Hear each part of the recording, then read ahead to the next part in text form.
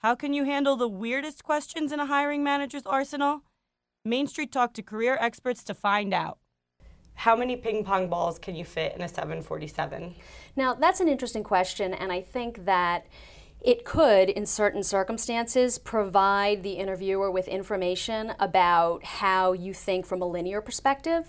So one of the things that I would say that a candidate might say is, well, first I would calculate the length of the 747, and then the height, and the width of the plane, and then consider whether the seats are going to be included, whether the bathrooms are included, and then assuming that the ping pong ball maybe is an inch in diameter, calculate how many balls would fit in there.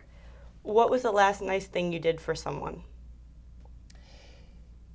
This is a way to bring up personal ethics, morals, values. It could be as silly as helping an elderly woman to cross the street.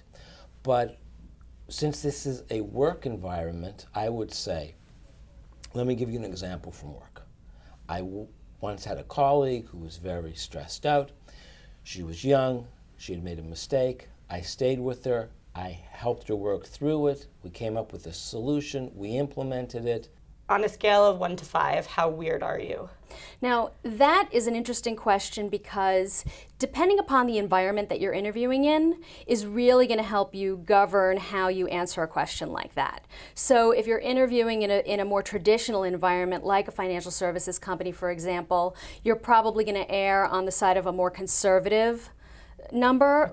Or, similarly, if you're interviewing in a creative environment, maybe it would be a little bit different. The idea is to really get an understanding of the type of company, the environment, the culture, and that will help you answer that question more effectively.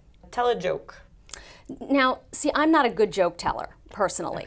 So I don't know that I would actually tell a joke. I would probably answer by saying, you know what, that's not a strength of mine. This is a tough one, because I personally am terrible at telling a joke. But the rule is no sex, no politics, no religion. If a fire were to break out in the building, in which direction would you run? This is probably the best question I've ever been asked. Because it comes down to what type of person you are. The wrong answer, in my opinion, is I'd head for the doors. I'd run away from the fire. Nobody wants to hire somebody who's going to run away from the fire. The answer is I would run towards the fire to help people get out. I'm good under pressure. I'm a good decision maker. I don't leave my colleagues in the lurch.